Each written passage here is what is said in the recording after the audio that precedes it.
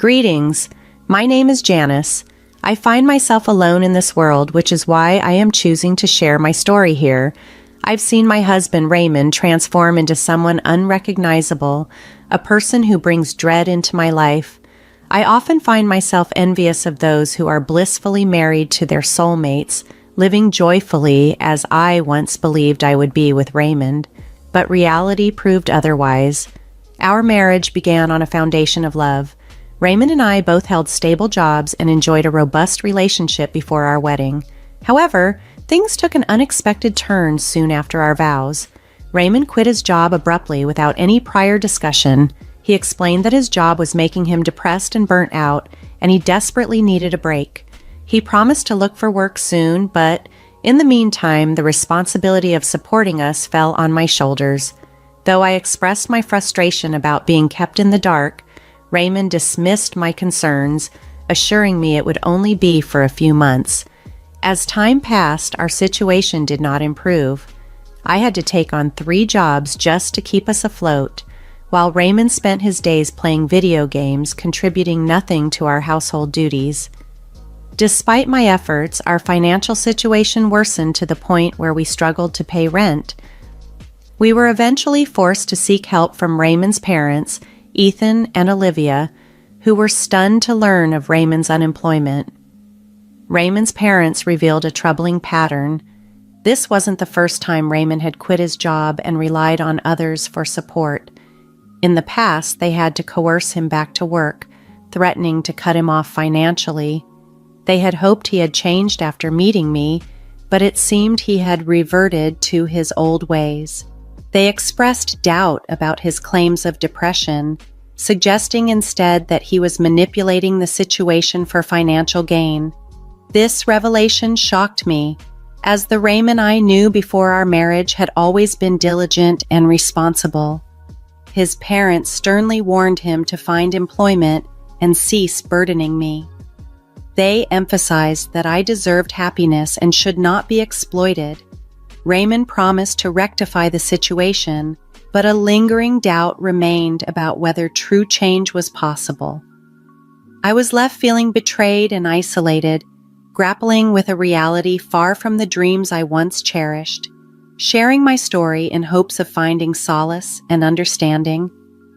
As a kind gesture, you've been offered a complimentary stay at one of our properties. However, you must commit to securing employment soon, as your continued undesirable behavior could result in eviction. I gratefully accepted their offer, thanking them profusely, and assured them that Raymond would address his issues. Raymond also promised his parents he would seek a job, but instead, he deceived them about being employed while I was the one diligently supporting our family. I kept silent about this, motivated by my love for him and not wanting to add pressure. Over time, our financial situation deteriorated. I struggled to make ends meet, while Raymond idly passed the days. He even became irate when I couldn't earn more each month, urging me not to take any days off to avoid losing a day's income. Exhausted and feeling isolated, as Raymond disliked when I spent time with friends, I naively overlooked the reality due to my deep affection for him. This continued for an entire year, during which I tirelessly worked and diminished my well-being. Eventually, I reached my breaking point and took a day off from both of my jobs. When Raymond realized I was home, he confrontationally asked why I wasn't at work earning money. I responded that I couldn't keep pushing myself to the brink of exhaustion. He angrily retorted that I had no right to take a break. In frustration, I countered, highlighting the unfairness of my relentless work and his enjoyment of the fruits of my labor while isolating me socially to prevent spending. I insisted on taking the day for myself, which led to me leaving the house in tears to seek some respite. I wandered the city, engaging in some window shopping, though I had little money to spend. The year had drained my savings, primarily due to Raymond's actions, leaving me increasingly resentful towards him. His affection had faded long ago, replaced only by criticisms about my time management and insufficient income. Unsure of what else to do, I returned home in the evening only to find the door bolted from the inside. Confused, I knocked, but Raymond refused to answer. After persistent knocking and shouting due to the freezing cold, Raymond finally responded but refused to open the door, accusing me of disrespect and ignoring his earlier warnings, stating that I needed to learn a lesson and wouldn't be allowed inside the house that day. This left me stunned and hurt, as I realized the gravity of the situation I was in. After taking a day off work, I faced an unexpected and harsh reaction from Raymond. He locked me out of our home as a form of punishment and ignored all my attempts to communicate, telling me, "Knock all you want, Janice, I'm not letting you in. Consider this a lesson." He then ceased all communication, leaving me alone and shivering in the cold. Feeling foolish but hopeful, I waited outside, believing he might calm down and let me in. However, as hours passed, the harsh reality of his abusiveness became undeniable. Completely isolated, with no friends nearby and my family far away, I was left without shelter as the cold intensified. After some time, I decided to turn to the only support I thought I might have, my in-laws. Shaking from the cold, I drove to their house, desperate for help. Upon arriving, Ethan, my father-in-law, opened the door. His surprise quickly turned to concern as he saw my distraught state. Through tears, I explained that Raymond had locked me out because I took a day off from my dual jobs to recover from exhaustion. I had merely gone window shopping, a small break from my relentless routine because I couldn't afford to buy anything. Ethan was shocked. "Janice, why on earth are you working 3 jobs? Raymond told us he was making enough money for both of you. He even mentioned he wanted you to quit your job and relax." Through sobs, I revealed the truth, that Raymond hadn't been truthful about his employment status and had been living off my income while pretending otherwise to his parents. "He's been lying to you all this time," I admitted. "He hasn't applied for any jobs since he left his last one and constantly pressures me for money. He hates it when I take a day off because it means less money coming in." As I shared my ordeal, the reality of the situation dawned on his parents. They were appalled to learn about the manipulation and lies and the extent to which their son had taken advantage of my loyalty and hard work. The pain and embarrassment of my situation overwhelmed me, and I broke down completely in front of them, revealing the full extent of my suffering under Raymond's abusive behavior. My emotions were raw and heavy as Ethan expressed outrage, and Olivia tenderly comforted me. Once I had collected myself, Ethan assured me with firm resolve, "Janice, you are not alone. We will help you navigate through this. It's unfathomable how our son has turned out like this. Don't worry, we'll figure something out." Admitting my fears, I said, "I don't even want to be in the same house as Raymond anymore. I'm at a loss about what to do next." "Don't stress about those details," Ethan responded confidently. "Let's head back to the house together. It's time Raymond learns the gravity of his actions." When we arrived, Olivia opted to stay back, fearing she might lose her temper and confront Raymond physically. At the house, Raymond refused to open the door despite our knocking. Through the closed door, I could hear him stubbornly refuse to let me in. "As long as I want, Janice. You didn't listen to me about taking a break, so now I won't listen to you." His callousness was shocking. "Raymond, this is insane. It was just one day, a break I desperately needed. That doesn't mean I should be locked out for hours." His response was chilling. "You wanted a break? Fine. Spend the night outside. Take all the time you need." At my wit's end, I demanded he open the door, and Ethan intervened with a stern ultimatum. "Open the door, Raymond, or I swear I'll break it down myself." The threat of his father's anger silenced Raymond momentarily before he finally opened the door, his nerves palpable. Seeing us, his anxiety heightened, especially under his father's stern gaze. Raymond attempted a casual greeting, which Ethan cut short. "Drop the act, Raymond. Explain yourself. Why did you lock Janice out? Did you forget who owns this house?" Trying to downplay his actions, Raymond stammered, "It's not what it looks like, Dad. We were just joking around, right, Janice?" I couldn't hold back any longer. "It's exactly what it looks like, Ethan. He locked me out because I took a day off. While I've been working tirelessly, he's been living off my earnings and doing nothing." Ethan turned to his son with disappointment etched on his face. "Raymond, why are you lying? You left your job without discussing it with Janice. You promised to work on yourself for your family. What's going on?" Caught in his web of lies, Raymond scrambled for an excuse. "Dad, I swear it's not like that. I've been looking for jobs. It's just tough out there right now. I've sent out lots of applications." My resolve hardened in that moment. I had endured enough of Raymond's deceit and manipulation. No longer would I remain silent or passive. It was time to stand up for myself and expose the truth of my situation. Raymond underestimated my strength and resilience, but I was determined to hold him accountable for his actions. As he fumbled to salvage his crumbling facade, I knew the truth would finally come to light, and I was ready to fight for the respect and treatment I deserved. "But I haven't heard back from any of them yet," Raymond defensively claimed about his job applications. "Oh, really? Well, why don't you show us all the applications you've sent? That way we can see if you're telling the truth," Ethan countered skeptically. "Why do you need to see proof? Don't you trust your son? It's ridiculous. I don't need to prove anything. I've sent out plenty of applications," Raymond retorted, clearly agitated. However, I knew the truth. Raymond hadn't sent out any applications.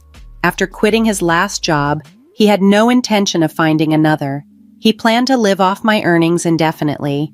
Ethan sensed the dishonesty too. It was apparent that Raymond was avoiding the truth. "He hasn't sent out any applications, Ethan. That's why he can't show them to you," I interjected. "There was even a vacancy at my office, and I suggested he apply. He just yelled at me, refusing to take any direction." Raymond's father, growing increasingly frustrated by his son's evasiveness and lack of initiative, sternly said, "Raymond, your mother and I allowed you to stay here, hoping you'd turn your life around. We were under the impression you were working and contributing to the household. Now it's clear you've been letting Janice work to support you while you do nothing but spend her money. You haven't kept your part of the agreement, so I'm going to have to evict you from this house." "What? Dad, no. Please don't do this, Janice. Look what you've gotten us into. Now we're both going to lose our home," Raymond panicked, trying to shift the blame. "There's no need to yell at her, Raymond. Janice will either stay here with us or in this house by herself. You are the one who will be leaving," Ethan firmly corrected him. "This is unfair. Janice and I are a couple. You can't just separate us. You can't split up a married couple. I go where my wife goes, and that's final. If Janice wants to stay married, she has to take me wherever she goes," Raymond protested desperately. "Actually, Raymond, I won't be staying married to you," I declared, having reached my breaking point. "I decided a while ago. I will be filing for a divorce." Raymond was stunned, visibly shaken by my declaration and his father's threats. His entire demeanor shifted as he realized the gravity of his situation. All his life, he had used people to support his lifestyle, always dodging his responsibilities. But this was a pivotal moment.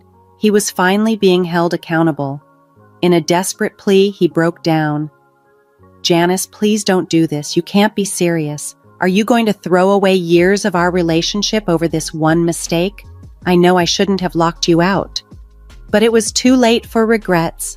Raymond's actions had consequences, and both his parents and I were united in our resolve to no longer enable his irresponsible behavior. It was time for a change, and for Raymond, it was a harsh awakening to a new reality that he could no longer avoid. "It was just one day. We can sort this out," Raymond pleaded, trying to minimize the gravity of the situation. "No, Raymond, it wasn't just one day. You've been financially exploiting me for the entire past year. You've drained my savings and contributed nothing, not even helping around the house. You've just complained every time I asked for help. A whole year of this, I can't take it anymore," I countered, my resolve firm. "Janice, you're being unreasonable. Let's just talk this out. Look, I'll start applying for jobs tomorrow, I promise. Once I get something, we could even start therapy, right? We can fix this." He bargained, a note of desperation in his voice. "I know you well enough to understand that you won't follow through. You've ignored my suggestions and disrespected me continuously over the last year. If I give in now, you'll just revert to your old ways once things settle down," I replied, weary of the repetitive cycle. Raymond turned to his father for support. "Dad, please help me convince her. See, I'm willing to change, but she won't listen." Ethan, however, was unwavering. "Raymond, Janice is doing the right thing by leaving. You don't have the right to keep her here against her will. She's making a sound decision, and I don't want her to waste her life anymore with someone who mistreats her like you have. Janice, why don't you come stay at our place until Raymond moves out? I'll wait here while you pack your things," Ethan offered, giving me a chance to leave the toxic environment. I seized the opportunity and quickly gathered my belongings. As promised, Ethan waited for me downstairs, ignoring Raymond's attempts to sway him. Knowing I couldn't trust Raymond after everything that had happened, and fearing it would be too risky to stay any longer, I accepted Ethan's offer. Downstairs, Raymond tried to physically block my exit, but Ethan's stern threat to call the police made him step aside. Back at my in-laws, Olivia immediately embraced me. Her warmth brought me to tears. It had been so long since I'd felt genuine affection.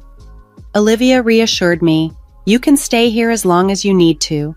Deciding to stay with them for a while, I didn't rush into filing for divorce. I needed to ensure Raymond would be self-sufficient to avoid any obligations like alimony. I figured giving him a month to find employment would suffice. In the meantime, I transferred half of our joint account funds into my account and vowed not to deposit any more into it. Despite his efforts to reconcile, showing up repeatedly at his parents' place to plead for forgiveness, we remained firm. This time, even his mother openly criticized him for his failures. This stand wasn't just about ending a marriage.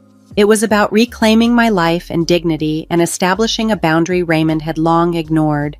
Olivia had harsh words for Raymond, branding him a poor excuse for a man. Raymond's tearful pleas for forgiveness were, in a way, a satisfying vindication of my long-standing grievances. As the month wore on, Raymond was compelled to leave the family home. He resisted, nearly causing his parents to involve the police. It seemed he couldn't grasp that his parents were seriously evicting him. After he moved out, Raymond began couch surfing among friends, who quickly grew wary of hosting him indefinitely due to his parasitic tendencies. He struggled to secure a decent job given his reputation and work ethic, but eventually managed to find something to make ends meet. As soon as Raymond settled into a new place, I initiated the divorce proceedings. The process was straightforward. Raymond couldn't afford legal representation and resigned himself to the inevitable separation. Fortunately, there was no requirement for alimony due to our minimal income disparity. I was able to quit one of my jobs since I no longer had the burden of supporting Raymond, and his parents generously allowed me to stay with them without charge, helping me to start rebuilding my savings. Our divorce concluded without much conflict, mainly because neither of us had the resources or the will to draw out proceedings. Raymond apologized repeatedly, but I could not find it in me to forgive him after everything that had transpired. I've since moved into a 3-bedroom apartment with a roommate, and life is gradually improving. I maintain close ties with Olivia and Ethan, who have warmly welcomed me into their family. They too have not forgiven Raymond, and it appears unlikely that their relationship with him will ever return to what it once was. This new chapter is one of healing and rediscovery, as I build a life surrounded by those who truly care for me.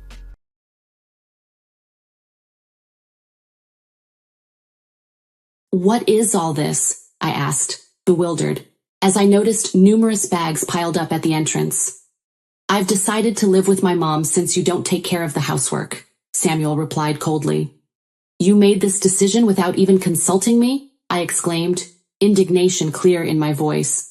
"This is my house. You have no right to complain about my decisions." My husband snapped, his voice dripping with anger. Since I'm the one paying for the remittances and living expenses, I believe I do have a say, I retorted sharply. It's better with Mom here, so you need to leave, Samuel declared firmly. His cold response stunned me, but I managed to remain composed. Fine, I'll leave this house, I replied calmly, a small smile tugging at my lips. Little did my husband and mother-in-law know what my leaving would truly mean for them. My name is Vanessa, a 32-year-old office worker. I met Samuel through a blind date arranged by a friend. He was bright and sociable, and we quickly got along, got married, and now it's our 5th year of marriage. We don't have any children yet. Samuel had been living with his mother until we married, but upon marrying, we built a new house on his family's property. It was Samuel's suggestion at the time of our marriage. Because I'm worried about my mom living alone, I want to be near her, but I also want our newlywed life to be just the two of us.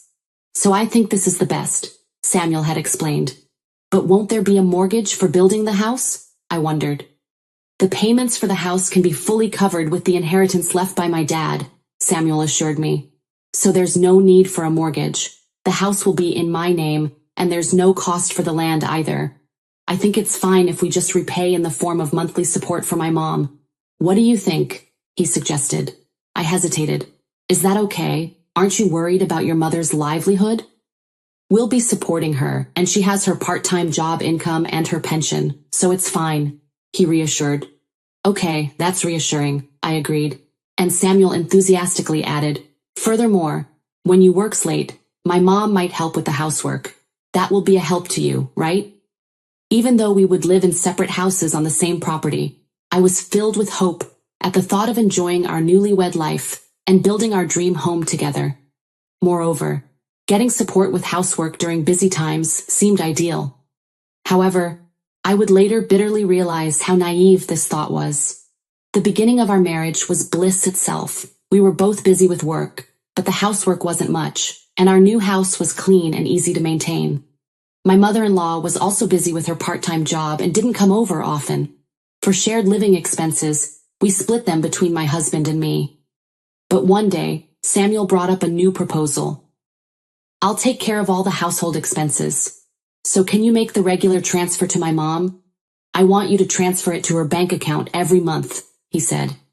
I was taken aback. What? How much will it be? Maybe about $1,500 per month, Samuel replied. Upon recalculating, I realized that $1,500 was less than the previous amount. So I decided to secretly send $2,300 a month without telling Samuel.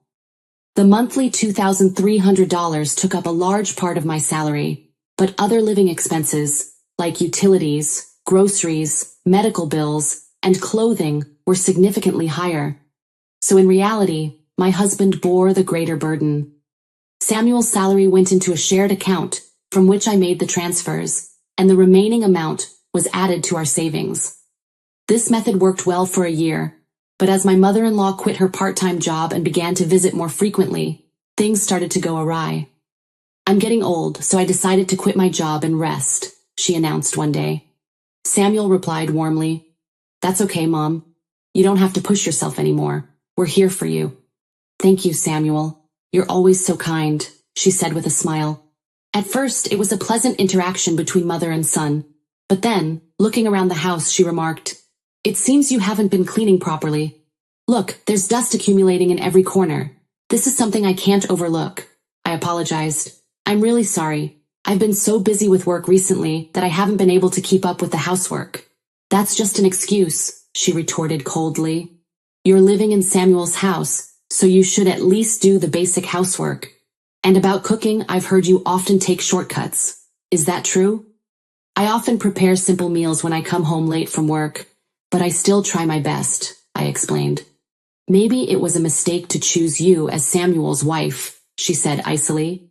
After all these years of marriage, the fact that you still don't have children is also an issue. I thought to myself that the fact we don't have children may not necessarily be my fault, but arguing back would only lead to more conflict.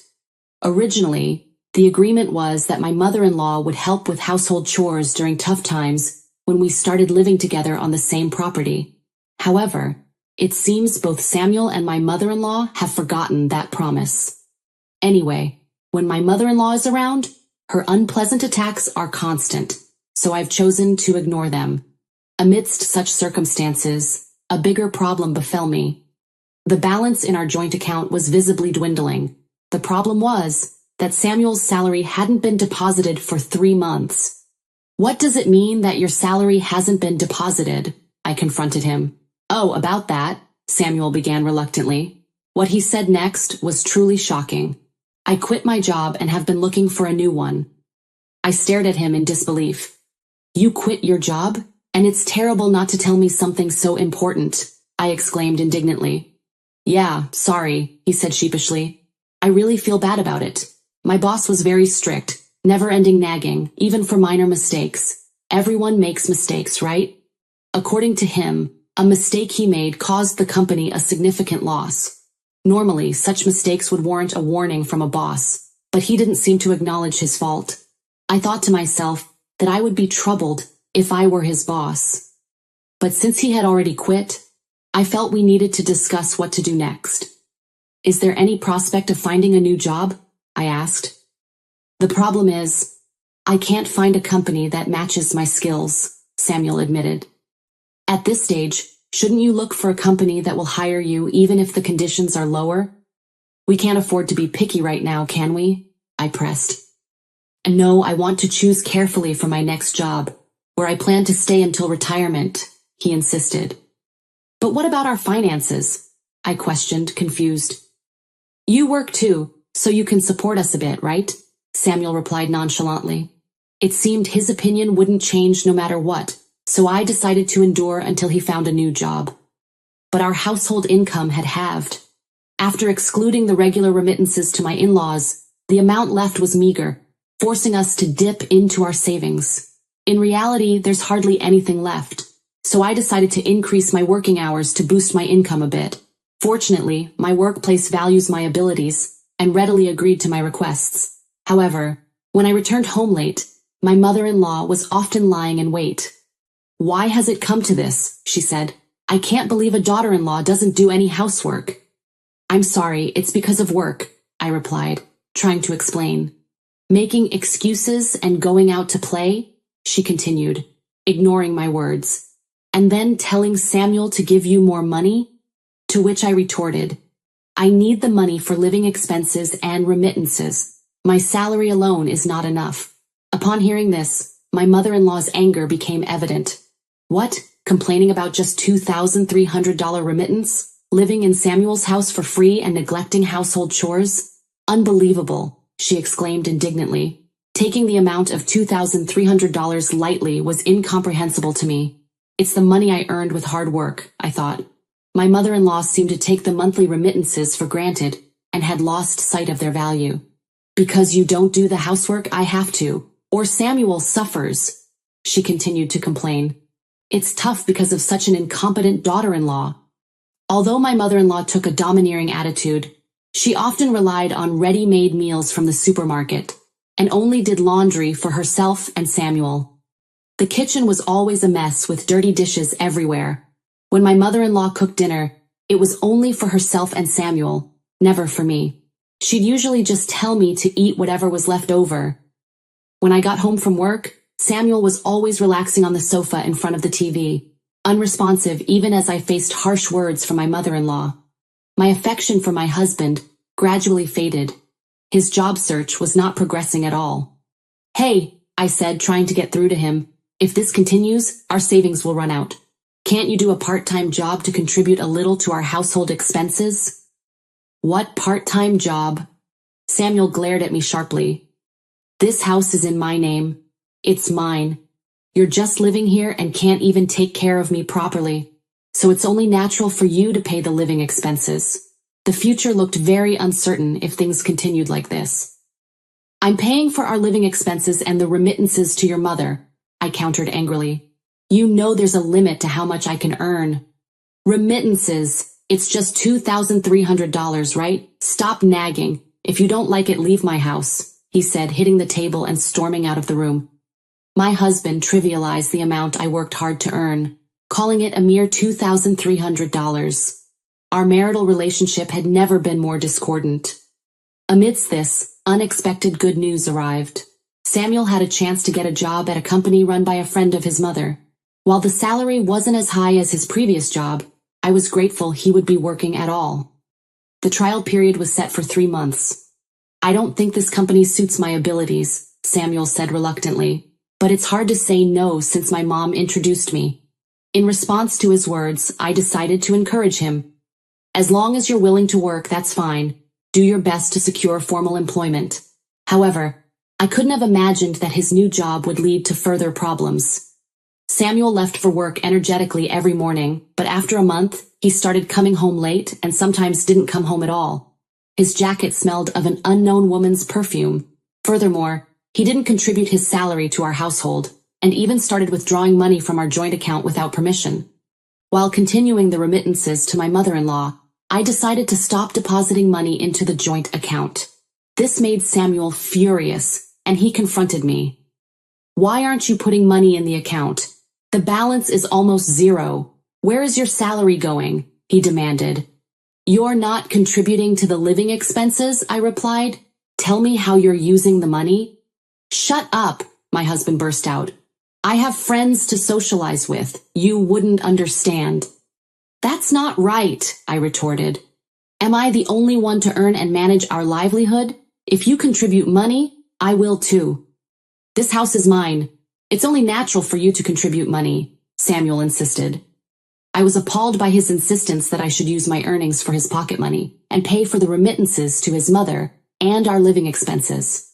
Moreover, I suspected he was having an affair. Though I had no proof at that time, I decided to investigate his suspicious behavior. I couldn't afford a private investigator, so I had to do it myself. While Samuel was sound asleep, I decided to check his phone. He usually used fingerprint authentication. While he was asleep, I used his right-hand finger to unlock the phone, and it worked. Checking his phone, frequent exchanges with a woman named Judith became apparent. The content was shocking. "Really enjoyed our date today," one message read. "Wish we could be together forever. Would you consider marrying me? I'll get rid of my wife, wait for me.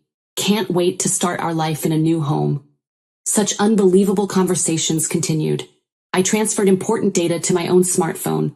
After that, I headed to a specific location to find out who this Judith was. One day, after returning home from work, I found many bags piled up at the entrance. "What is all this?" I asked, confused. "I've decided to live with my mom instead of you, who don't do housework," Samuel said coldly. "You decided to live together without consulting me?" I asked. "This is my house. You have no right to complain about my decisions," my husband snapped, his voice sharp with anger. "Since I'm paying for the remittances and living expenses, I should have a say," I argued. "It's better with Mom here, so you should leave," Samuel declared.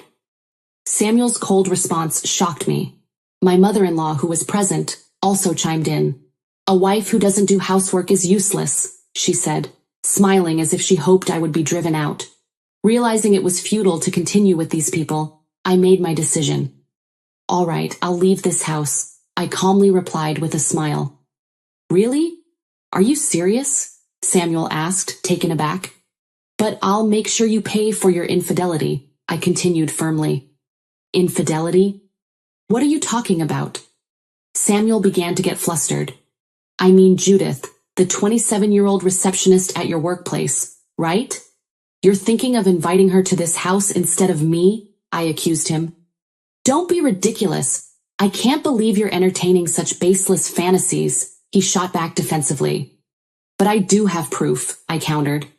I showed him the screenshots of emails saved on my phone.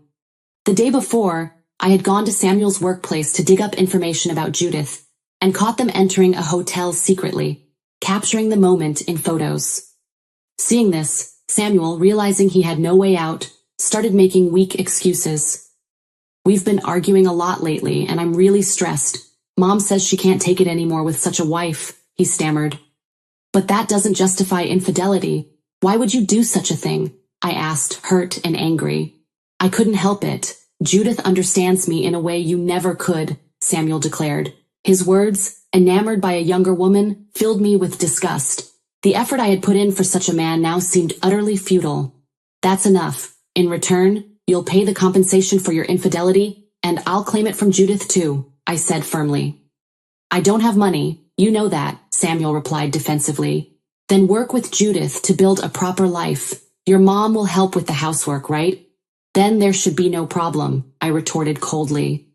My mother-in-law, unaware of Judith's existence, was visibly shocked by this revelation, but quickly regained her composure and sharply declared, "A young and attractive woman like Judith is more suitable for our family than a terrible wife like you. Leave Samuel's house immediately." To her words, I calmly responded, "Then first, please sign this." And I took out a divorce paper I had prepared from my bag, urging my husband to sign. Samuel, confused, asked, "When did you prepare this document?"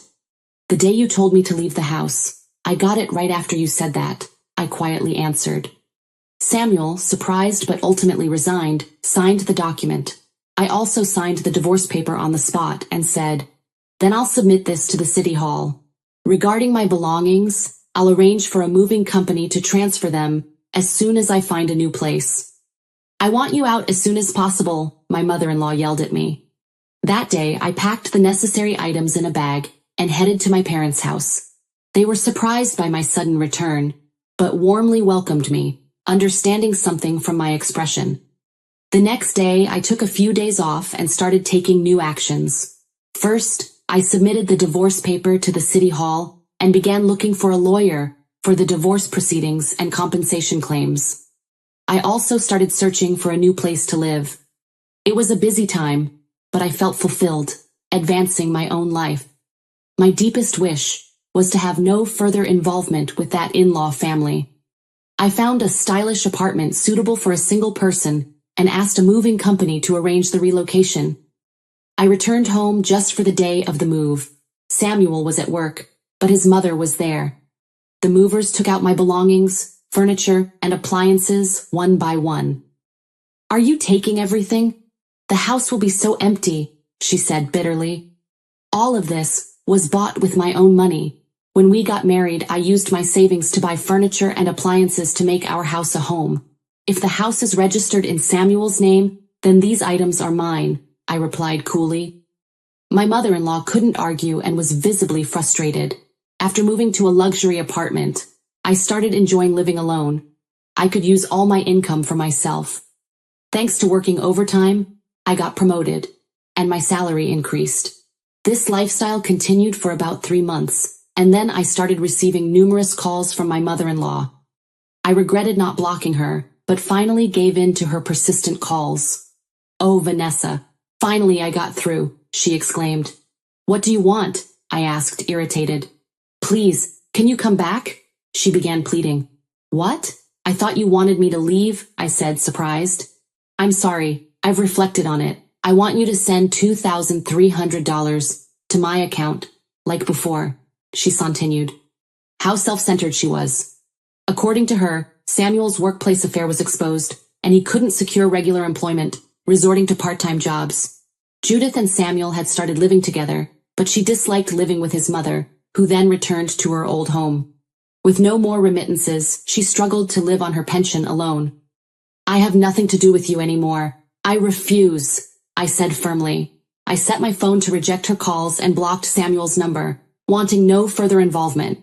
However, a few days later, Samuel ambushed me outside my workplace. "Vanessa, I'm sorry. Can we start over? I'm in trouble," he said, bowing on the street. Samuel explained he tried living with Judith, but she couldn't do housework. After the affair was discovered, he felt out of place at work and quit. Judith, tired of their financially challenging life and constant quarrels, quickly left him. "It's too late. I have no intention of seeing you again. If you ambush me again, I'll call the police," I said sharply. "Wait!" he shouted desperately, but I ignored him and hurried home. Later, through my lawyer, I received $30,000 in compensation and an additional $15,000 from Judith. I heard Samuel had resorted to borrowing money through dubious means and was now juggling several part-time jobs to pay off his debts. My mother-in-law had started working part-time again and was living frugally. They were at odds, blaming each other. Judith, after leaving the company and breaking up with Samuel, was working night shifts to repay her debts. Meanwhile, I adopted a small dog in my new apartment, and I'm enjoying peaceful, happy days, looking forward to my next wonderful encounter.